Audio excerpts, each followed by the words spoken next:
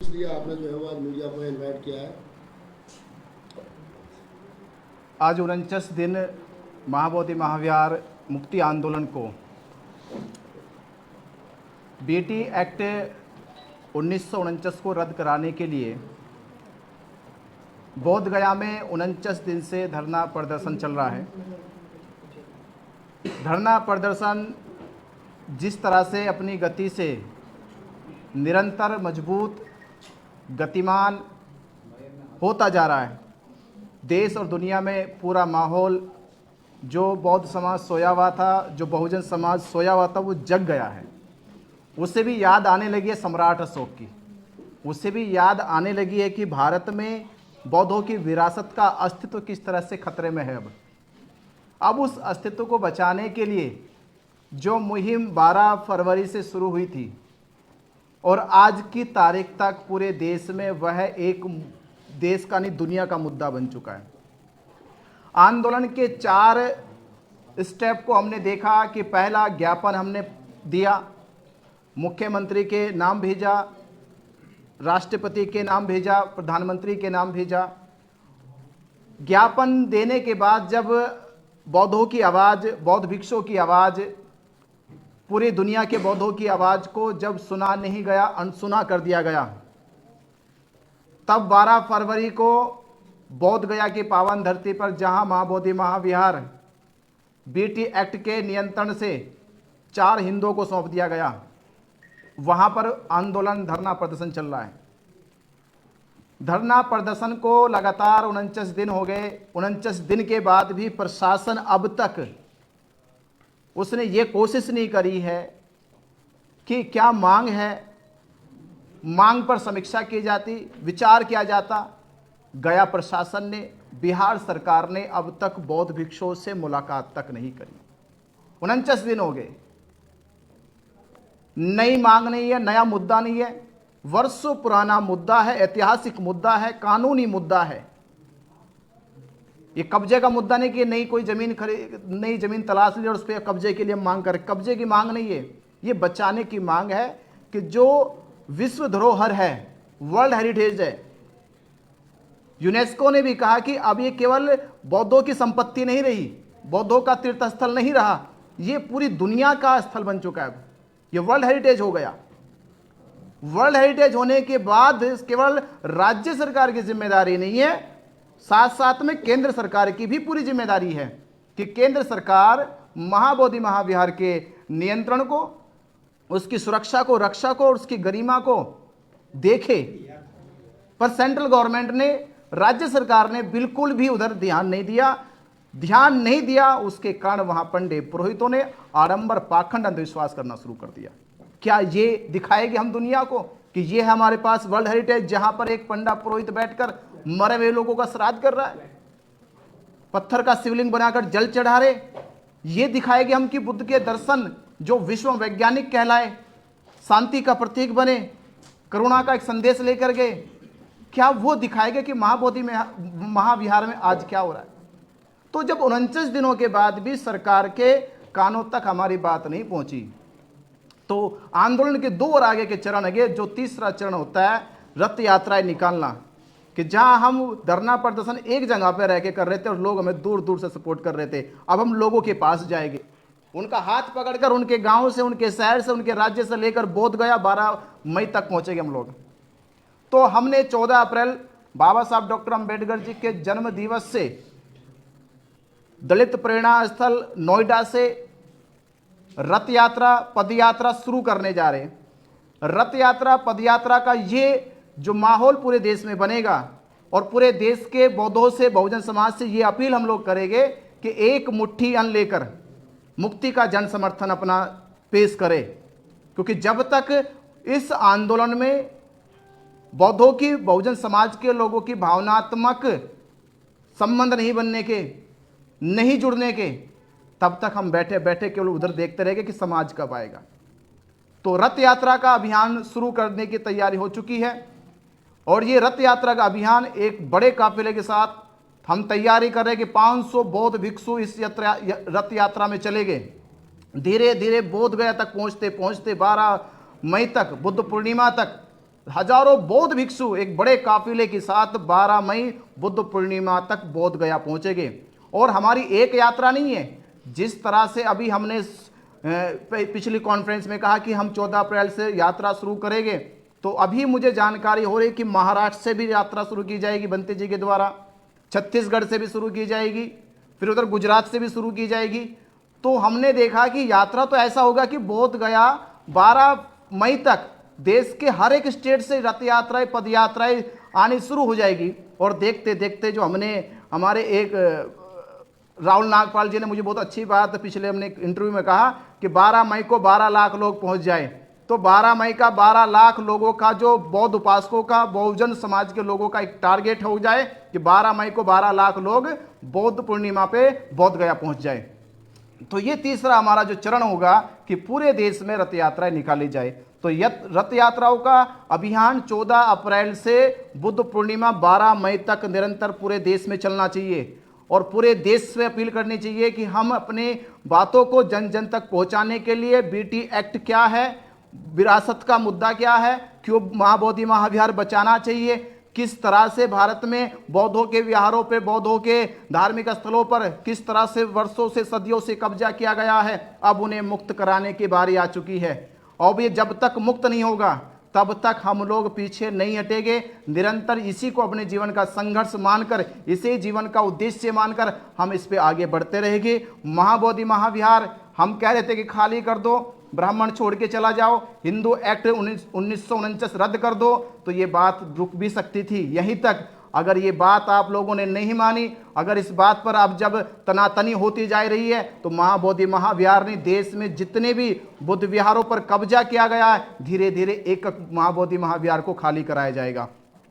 तो ये हमारी कॉन्फ्रेंस इसी माध्यम और इस विषय को लेकर की गई कि आप सभी के माध्यम से इस देश के भीतर जिस तरह से बौद्धों की आस्था के साथ खिलवाड़ हो रहा है, 76 साल लगातार हो गए हैं। इन 76 सालों में सरकार ने और देश के वो मजबूत और बड़े हिंदू संगठन जो कहते हैं कि हम देश में समरसता बनाना चाहते, समानता बनाना चाहते, आज वो समरसता और समानता बनाने वाले हिंदू संगठन कहाँ हैं? कहाँ है मोहन भागवत जो बार बार कहते हैं कि बौद्धों के लिए तो हमारा दरवाजे खुले हुए हैं, बौद्धों के लिए तो हम साथ साथ खड़े हैं। तो मोहन भागवत जी, आज आपका बयान क्यों नहीं आ रहा? 49 दिन से बौद्ध भिक्षु धरना पे बैठे हैं, 49 दिन से प्रतीक्षा कर रहे कि सरकार कुछ करे। देश के वो जो बड़े संगठन है, आरएसएस है, जो बार बार बुद्ध का नाम लेकर दुनिया में अपने आप को जो सम्मान पाने का जो काम करते हैं, तो कुछ सम्मान यहाँ बौद्ध भिक्षुओं को भी मिलना चाहिए, बौद्ध उपासकों को भी मिलना चाहिए, बौद्ध अनुयायियों को भी मिलना चाहिए। और आप लोगों को सबसे पहले पहल करनी चाहिए, क्योंकि आप लोग ही कहते आ रहे हैं कि भारत में जब तक बुद्ध रहेंगे तब तक भारत रहेगा। तो बुद्ध की धरोहर को तो छीना जा रहा है, बुद्ध के महाबोधि महाविहार पे तो कब्जा कर लिया गया है।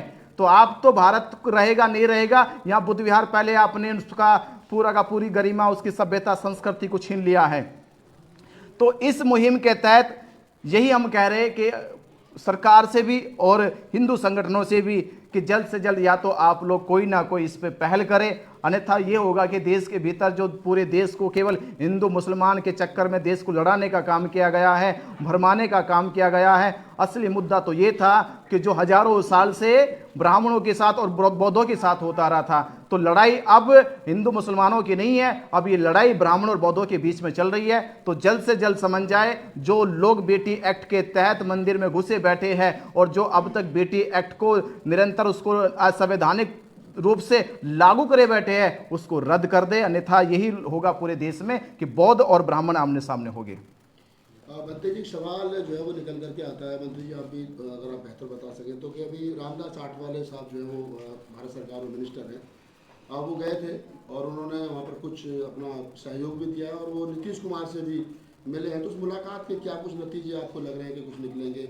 नीतीश कुमार जी ने आश्वासन दिया है कि हम इसको गंभीरता से लेंगे। देखिए, पहली बात तो मैं एक बात बता दूं, हमारे बीसी के पार्टी के चीफ हैं थोल तिरुमावलवन और उनके एक और सांसद हैं रवि कुमार।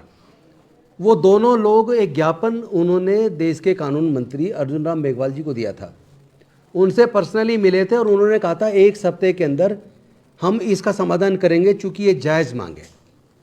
और उधर रामदास अठावले जी वहाँ पहुँचे, महाबोधि महाविहार धरना स्थल पर पहुँचे और उन्होंने भी आश्वासन दिया कि मैं नीतीश कुमार जी से मिलूंगा, राज्यपाल जी से मिलूंगा, इसका समाधान कराएंगे।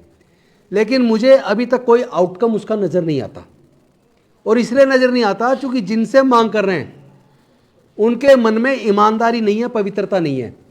तो मैं उनको एक बात के लिए आगाह कर दूं कि ये महाबोधि महाविहार पूरे दुनिया के बौद्धों की आस्था का केंद्र है। इस महाबोधि महाविहार पर तथागत बुद्ध को बोधि प्राप्त हुई थी, और वहाँ जिस तरह आप ऐसे काम कर रहे हैं, ऐसे आयोजन कर रहे हैं जो बुद्धिज्म के खिलाफ है, जो अंधविश्वास पाखंडवाद को बढ़ावा देते हैं। अगर कोई आपके जो मंदिर है, कृष्ण के मंदिर है, राम के मंदिर है, अगर कोई उस मंदिर में जाके कोई नमाज पढ़ना शुरू कर दे, या कोई चर्च का पादरी कोई आके वहाँ अपनी प्रेयर शुरू कर दे, तो क्या आप उसको स्वीकार करेंगे? बौद्धों की आस्था के केंद्र में ऐसा कोई भी कार्य चाहे वो पिंडदान हो या कोई भी, क्यों कर रहे हो भैया आप? आपके पास क्या मंदिरों की कमी? आपके पास तो लाखों मंदिर हैं। तो आज ये आंदोलन हम जन जन तक, पूरे देश के कोने कोने तक, पूरे दुनिया के कोने कोने तक लेके जा रहे हैं। और सफलता इस बात की देखिए, अभी परसों बहुत बड़ा प्रदर्शन लंदन के अंदर हुआ है, जहां सैकड़ों और हजारों की मात्रा में लोगों ने प्रदर्शन किया। लास्ट वीक वाशिंगटन डीसी में हुआ, न्यूयॉर्क में हुआ, ऑस्ट्रेलिया के अंदर हुआ, फ्रांस में, जर्मनी में, तमाम देशों में जहां जहां तथागत बुद्ध को मानने वाले लोग हैं, महाबोधि महाविहार की मुक्ति के लिए आवाज बुलंद कर रहे हैं। और अभी तो हम केवल महाबोधि महाविहार की मुक्ति की बात कर रहे हैं, क्योंकि हम इस मसले को बढ़ाना नहीं चाहते। आप तो मंदिरों में मस्जिद तलाशते फिर रहे हो, लेकिन ध्यान रखना, अगर सारे धार्मिक स्थलों पे खुदाई हो जाए तो 500 साल से पहले के जितने भी मंदिर या जितनी भी विरासत मिलेगी वो बुद्ध की मिलेगी। खुद स्वामी विवेकानंद जी ने अपनी राइटिंग्स के अंदर वॉल्यूम 7 में बताया है कि अनेकों बौद्ध मंदिरों पर कब्जा करके हिंदू मंदिर बनाए गए। पुरी का, जगन्नाथपुरी का जो मंदिर है वो बुद्ध का मंदिर है। और हमारे खुद के जो लोगों ने जो रिसर्च किया है, उस रिसर्च में पाया है, आपको पता होगा, जब आदरणीय नरेंद्र मोदी जी मुख्यमंत्री थे गुजरात के, तो सोमनाथ टेम्पल के नीचे खुदाई शुरू की गई थी आर्कियोलॉजिकल सर्वे ऑफ इंडिया के द्वारा। उसके नीचे बुद्ध का मंदिर, बुद्ध की गुफाएं निकल आई, तुरंत उसको वहीं पे उन्होंने जांच को रोक दिया। मैं कह रहा हूं, जहां भी खोदोगे बुद्ध निकलेंगे। भारत में 2000 से ज्यादा गुफाएं हैं, और उसमें 98% गुफाएं बुद्ध की हैं। हर जगह बुद्ध के अवशेष हैं। कितना छुपाओगे? जहां भी खुदाई होगी केवल बुद्ध निकलेंगे। अगर आप महाबोधि टेम्पल को तुरंत बौद्धों को सौंप देते हैं, उसका मैनेजमेंट कमेटी बीटी एक्ट 1949 को तुरंत रिपील करके, तो ये शायद पूरे देश के लिए अच्छा होगा, और ये इन लोग के लिए अच्छा होगा। वरना अभी हम महाबोधि महाविहार की मुक्ति की बात कर रहे हैं, उसके बाद जितने बौद्ध मंदिरों पर कब्जा किया गया है, फिर हम उसके लिए भी आंदोलन छेड़ेंगे। और हम और भंते जी और तमाम बौद्ध भिक्षु और तमाम अम्बेडकरी या बुद्धिस्ट उपासक, जो पूरे देश के अंदर उपासक उपासिकाएं जो मूवमेंट चला रही हैं, अब हम इस आंदोलन को एक एक घर, एक एक गांव तक लेके जाएंगे। अभी तो 14 अप्रैल को दलित प्रेरणा स्थल नोएडा से इस धम्म यात्रा की, इस न्याय यात्रा की, शांति यात्रा की शुरुआत हो रही है, जिसमें पद यात्राएं भी होंगी। और हम जगह जगह मीटिंग लेते हुए इसको आगे बढ़ाएंगे, और फिर पूरे देश के कोने कोने से भी इस तरह की यात्राएं निकलेंगी।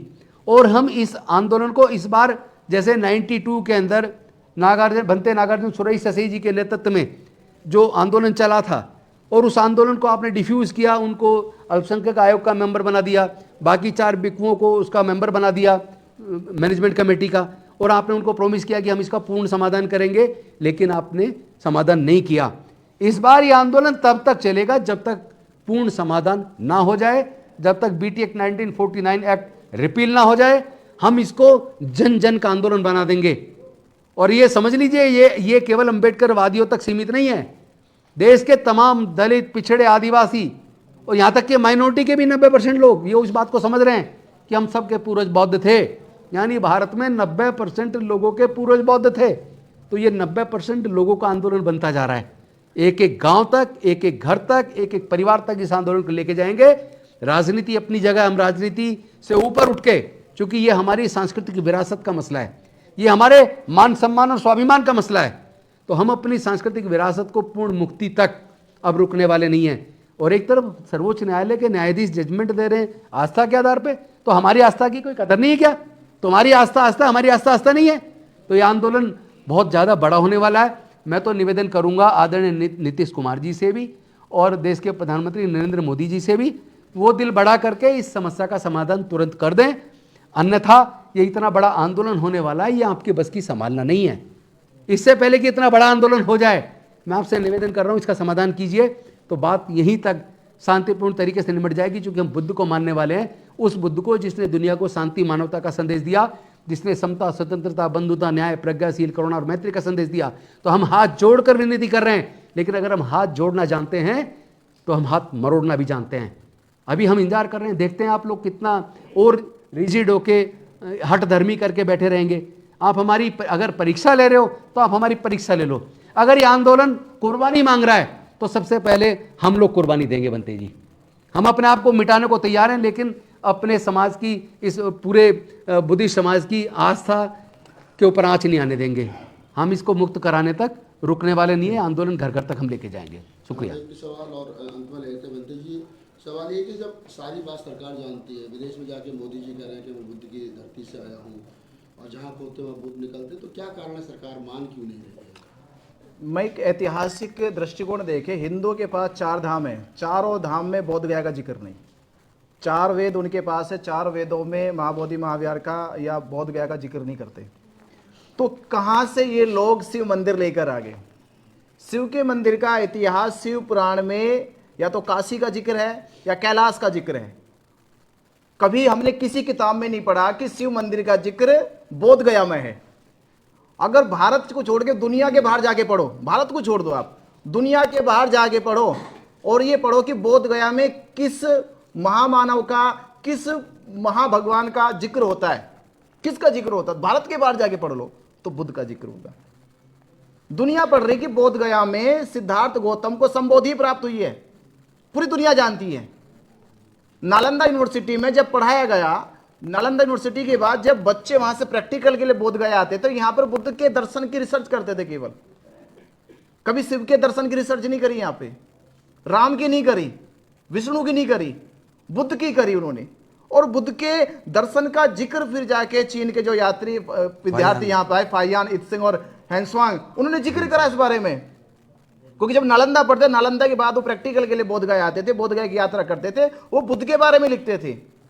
तो सरकार के पास जब पूरा एविडेंस है, पूरे साक्ष्य है और पूरी दुनिया मानती है, और यूनेस्को ने, आप ये तो इंटरनेशनल संस्था है, यूनेस्को ने पूरे सर्वे के साथ पुरातत्व विभाग से रिपोर्ट लेने के बाद यह सिद्ध कर दिया कि बोध गया धरती पर सिद्धार्थ गौतम संबोधि को प्राप्त हुए और यहां पर सम्राट अशोक ने महाबोधि महाविहार की नींव धरी। और ये महाबोधि महाविहार पूरी दुनिया के लिए पवित्र धर्म स्थल है, और ये केवल बौद्धों के लिए ना रह जाए, इसलिए पूरी दुनिया के लिए एक पवित्र स्थल बन गया। अब इससे बड़ा सबूत क्या चाहिए इन हिंदुओं को, कि इससे बड़ा सबूत ब्राह्मणों को क्या चाहिए?